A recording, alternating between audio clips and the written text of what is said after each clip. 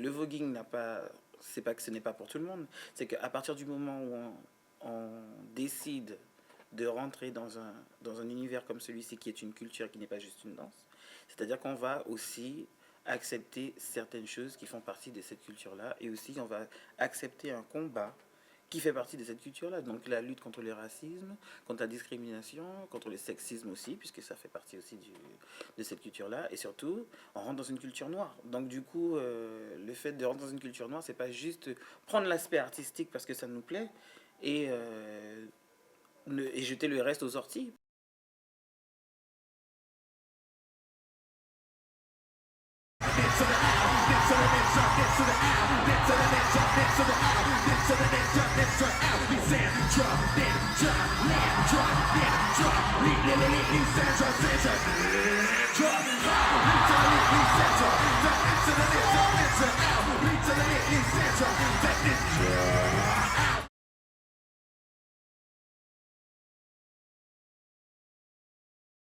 Déjà, moi, j'ai un passé de danseuse académique. Donc, du coup, j'ai commencé académiquement avec les danses académiques, avec classique et contemporain et tout ce que vous voulez. Mais j'ai fait donc de la traditionnelle créole. J'ai été formé alors à la Declam à Cayenne. Ensuite, j'ai fait un petit saut chez Alvin. Et ensuite, j'étais à Paris, Ricodoms. Voilà. Et la ballroom, ben, c'est venu aux États-Unis surtout. Hein. C'est venu aux États-Unis puisque ça n'existait pas ici. Donc, moi, ballroom, j'y ai accès très jeune par justement un ami qui m'ont justement, puisque c'est quand même dans des clubs, donc on arrive à rentrer dans ce club. Finalement, après, on se retrouve à y aller presque pas tous les mercredis, mais presque tous les mercredis soirs, à faire le mur pour pouvoir y aller. Mais c'est surtout le fait de voir des gens sans comprendre hein, la dimension communautaire ou sexuelle des choses, mais on comprend la liberté. C'est surtout ça. Liberté de dire ce qu'on a envie de dire, de faire ce qu'on a envie de faire.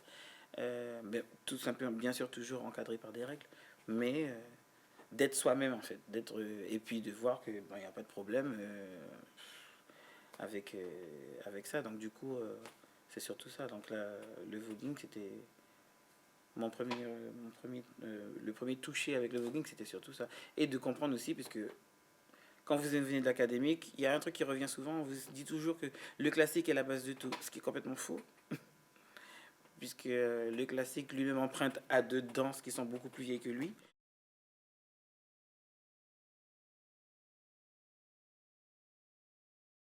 Bah, du coup, j'arrive ici. Bah, au départ, j'ai pas pensé à faire une ballroom, j'étais juste venu voilà, pour bah, changer un peu de vie et puis surtout voir autre chose. Et bah, il s'avère que j'ai commencé à faire des choses enfin, danser en club, justement du voguing. Et justement, c'est l'avènement de YouTube, puisque j'arrive ici en 2005. Donc, YouTube arrive en 2005. C'est là que les vidéos commencent à sortir et que les gens commencent à voir. Enfin, la communauté gay commence à voir ces vidéos-là. Et puis, ça commence comme ça. Hein. Ça commence, voilà, les gens s'intéressent à des vidéos. Et c'est surtout ça. C'est quand même. YouTube a été un gros vecteur, quand même, pour beaucoup de personnes. Pas pour moi, mais ici, oui. Ici, oui, ça a quand même permis d'avoir une fenêtre sur des choses sur des danses ou des communautés sur lesquelles ils n'avaient pas accès au départ. Ouais. Ça a mis en lumière certaines personnes. Because they say I'm the best voguer. I'm mother of the house. You have to have the most power. Take a real family. It's the mother that's the hardest worker, and the mother gets the most respect.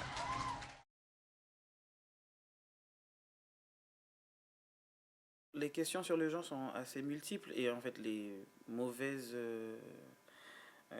interprétations du genre aussi sont multiples. Donc déjà, et genre n'est pas égal à sexualité. Ça c'est déjà un truc déjà qu'il faut comprendre. N'est pas égal à orientation sexuelle. Ensuite, au niveau du genre, je peux comprendre que certaines personnes ne comprennent pas et je comprendrais certaines personnes d'une certaine génération.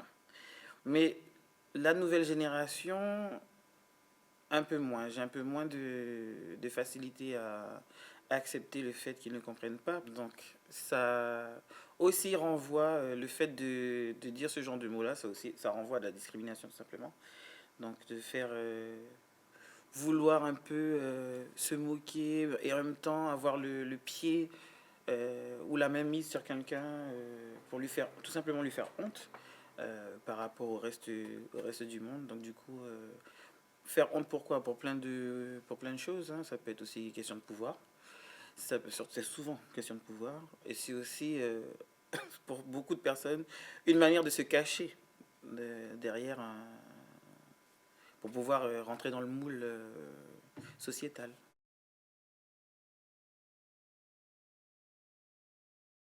Ben oui, tout à fait, puisque sinon, s'il n'y avait pas ce genre de problème-là, la ballroom n'existerait pas et les gens n'auraient pas trouvé un endroit, un refuge pour pouvoir s'exprimer. Il n'y aurait pas eu ce besoin d'expression déjà. Il n'y aurait pas eu ce besoin de vouloir être ensemble. Il n'y aurait pas eu ce besoin de vouloir communiquer avec quelqu'un qui ressent la même chose que soi-même, puisque voilà. Mais le truc en France qui est différent aux États-Unis, c'est qu'on ne met pas le doigt tout de suite sur ce genre de choses puisque c'est fait différemment. Donc les choses sont beaucoup plus implicites ici qu'aux États-Unis. Aux États-Unis, c'est quand même assez, on va dire que les choses sont quand même assez flagrantes. On le sait tout de suite, on sait qu'à tel endroit on ne peut pas aller, ou à tel endroit, c'est pas qu'on ne peut pas aller, mais à tel endroit on ne veut pas, ou on ne sera pas forcément apprécié.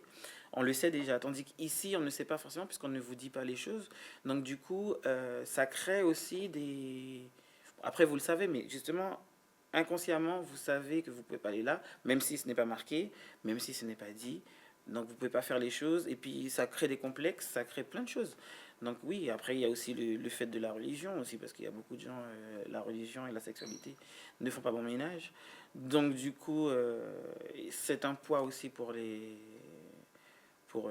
gens de cette communauté aussi, puisque beaucoup de parents après, ce n'est pas une généralité, mais beaucoup de parents rejettent leurs enfants par rapport à leur religion aussi, parce que ils ne rentrent pas dans les clous. Ce qui est drôle, c'est que encore aujourd'hui, quand on écoute certaines personnes, le fait de faire partie de la communauté LGBT, mais on va plus accentuer sur les gays. Pour beaucoup de parents, de mères, être gay pour certaines personnes, c'est prostituée, égale sida, euh, et pas de vie sociale, euh, vie de débauche, voilà. Et puis surtout vie de nuit. Donc c'est surtout ça que dès qu'on dit, on va dire ça à un parent, tout de suite c'est blanc, on veut plus entendre, on se dit voilà, beaucoup de personnes vont envoyer des enfants, vont renvoyer des enfants chez un pasteur pour les désenvoûter, comme ils disent. Il y a plein de cas de figure. Il y a vraiment beaucoup de cas de figure. Donc du coup, c'est quand même assez présent ici en France. Et c'est pour ça que les gens ont besoin justement de cette soupape.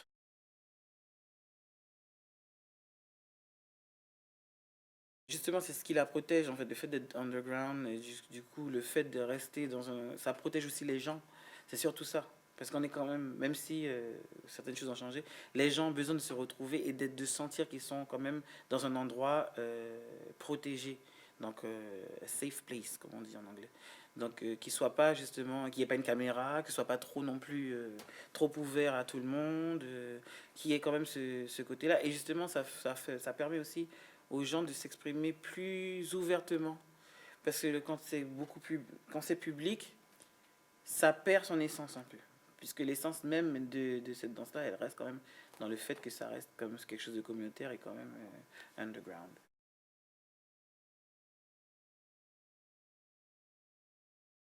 Bizarrement, l'institution vient, quand ils viennent m'aborder, m'approcher, ils viennent de façon très respectueuse. Ce que j'aurais pensé qui aurait été l'inverse, mais finalement non. Donc ça vient quand même de manière très respectueuse. Mais après, c'est vrai qu'il y a sur certaines questions, c'est pas non plus très ouvert. Donc du coup, c'est aussi une manière aussi de faire un travail en étant justement dans l'institution pour pouvoir ouvrir certaines mentalités, certains horizons, sans forcément ouvrir. Ça ne veut pas dire ouvrir la ballroom à tout le monde, non.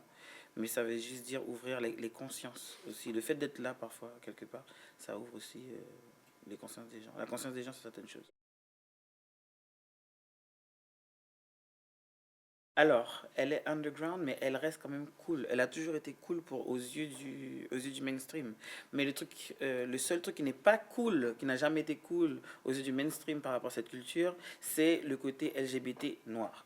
Ça, c'est le truc qui n'a jamais été cool avec les gens. Mais sinon, les mouvements, les expressions, le langage, la façon de s'habiller, tout ça, c'est cool pour ce genre de personnes-là.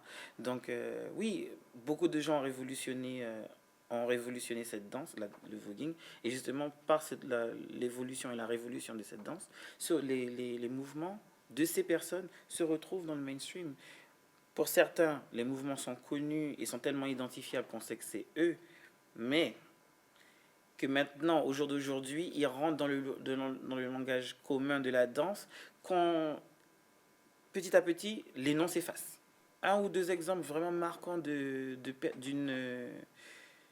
personnes où les mouvements ont été repris et qu'on retrouve dans beaucoup de vidéos sans savoir vraiment que ce sont elles. Alors il y a une, euh, une icône chez nous qu'on appelle Sanaya, donc cette histoire de justement de faire bouger sa poitrine d'une certaine manière, qu'on retrouve dans beaucoup de vidéos d'artistes, mais on ne sait pas forcément que c'est elle, que c'est son mouvement à elle, puisqu'on va aussi, beaucoup de gens aussi assimilent ce mouvement à de l'effeuillage, puisqu'il y a un mouvement qui ressemble un peu à celui-ci, alors que non, en fait, c'est vraiment son mouvement à elle. C'était sa marque, c'est sa marque de fabrique, elle est encore là.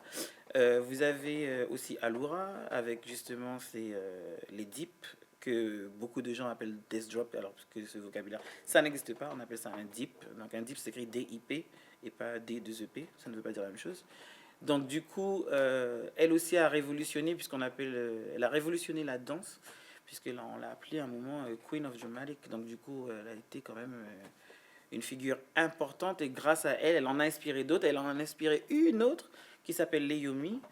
Et justement, Leiomi, grâce à Alura, on a Leiomi aussi. Et Leiomi a des mouvements tellement propres à elle que les 360, les vrilles et tout ça, avec justement fini par un dip, ce qu'elle appelle le lolly, donc c'est ce mouvement que voilà avec les cheveux qui ont voilà que Beyoncé a repris dans beaucoup de ses vidéos, Janet Jackson aussi l'a repris, beaucoup d'accents. Alors pas le voguing en lui-même parce que c'est ça qui est intéressant avec le mainstream, c'est que le mainstream va prendre ce qui lui plaît et essayer justement de gommer. Donc non seulement déjà on gomme les gens, et ensuite on gomme aussi un peu le mouvement pour le rendre accessible à tout le monde. Voilà, c'est surtout ça. Donc, de façon à ce que ce soit vendable. Donc c'est surtout ce côté vente qui intéresse justement les gens. Donc c'est bien, oui, et c'est pas bien non plus parce que à cause de ça, le fait de ne pas donner le crédit aux gens, parce que le crédit, en fait, c'est pas de le donner une fois, c'est de le donner tout le temps. C'est surtout ça. C'est tout le temps aussi donner le crédit aux gens qui ont fait, qui ont révolutionné les choses. Parce que sinon, ça se perd. Et c'est un peu ça aussi qu'on a comme problème en général, en termes pour les autres communautés, pour les personnes racisées en général. C'est que les choses que vont écrire parfois vont se faire happer et justement assimilées par des choses européennes qui ne sont pas forcément européennes. J'ai fait beaucoup de choses. Alors au niveau de la mode, beaucoup de choses, c'est quand même assez. On va dire, il y a des choses, mais non plus, il n'y a pas non plus une tonne. Mais oui, c'est vrai que j'ai beaucoup été approché par la mode en général. Après, je choisis beaucoup ce que je veux faire. Mais le lien qu'il y a entre les deux, c'est-à-dire que la ballroom a été justement entre guillemets inspirée par la mode. Et la mode, vice-versa, est inspirée par la ballroom. Donc beaucoup de choses qui sont créées dans la mode viennent de la ballroom. Vice-versa. Beaucoup d'autres choses aussi ont été au début. Au début, ça a été comme ça. Maintenant, c'est plus l'inverse. C'est plus la mode qui est inspirée par la créativité justement des gens de la ballroom, parce que quand vous n'avez pas, vous créez. C'est surtout ça. Donc le manque fait que vous êtes obligé de créer. Et le fait de créer avec des gens qui ont déjà tout, mais qui ne peuvent plus créer parce qu'ils n'ont plus de substance, donc vont justement chercher là où il y a quelque chose.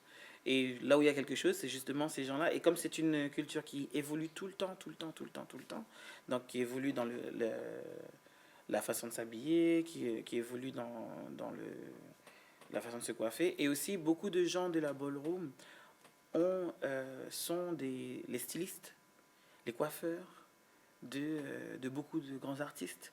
Donc aussi, c'est aussi un moyen aussi qui fait que ça rentre dans le cadre de la mode, puisque Miss Laurence qui est dans la House of Balenciaga, vous avez aussi Kid Ismail en France qui a fait des choses avec Balmain, qui n'a pas été styliste pour Balmain, mais qui a fait beaucoup de choses avec Balmain et d'autres marques. Hein, donc voilà, nous aussi en France, on a aussi des personnalités qui sont très fortes et qui ont aussi ouvert des portes.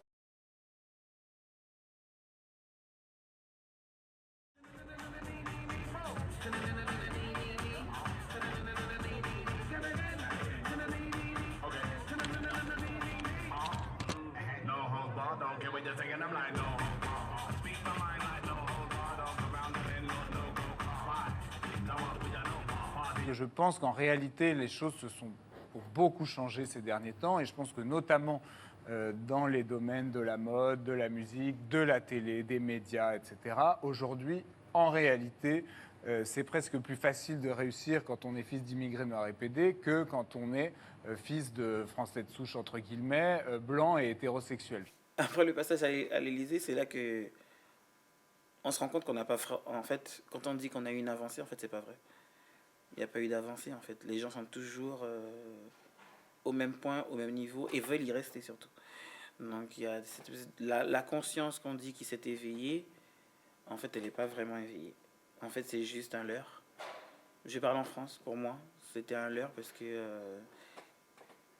de voir les réactions des personnes et de ne pas voir au-delà de la sexualité de quelqu'un et de voir juste le travail qui est fait, mais tout de suite de voir la sexualité comme quelque chose de dégradant, on va pas très loin. Hein. Donc du coup, déçu. Déçu par la réaction des gens, déçu par le tout en général, en fait.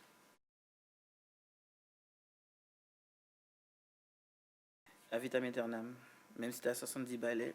Bon, c'est vrai que tu feras pas la même chose que tu faisais à 20 ans, puisque c'est pas le même corps, mais tu peux toujours voguer. Après, tout dépend de l'entretien, hein, comme on dit. Hein. Le corps, c'est de la mécanique, donc si tu n'entretiens pas, à partir du moment, c'est foutu. Donc du coup, à partir du moment où on s'entretient, on fait les choses correctement et qu'on ne fait pas des choses voilà, pour épater la galerie et puis dans 15 ans, après, on se retrouve en fauteuil roulant. Voilà, c'est surtout ça. C'est aussi une bonne hygiène de vie. Mais après, tout dépend des gens. Il y a des gens qui ne voient pas ça comme ça et puis d'autres qui voient ça pour un moment. On a plein de cas de figure.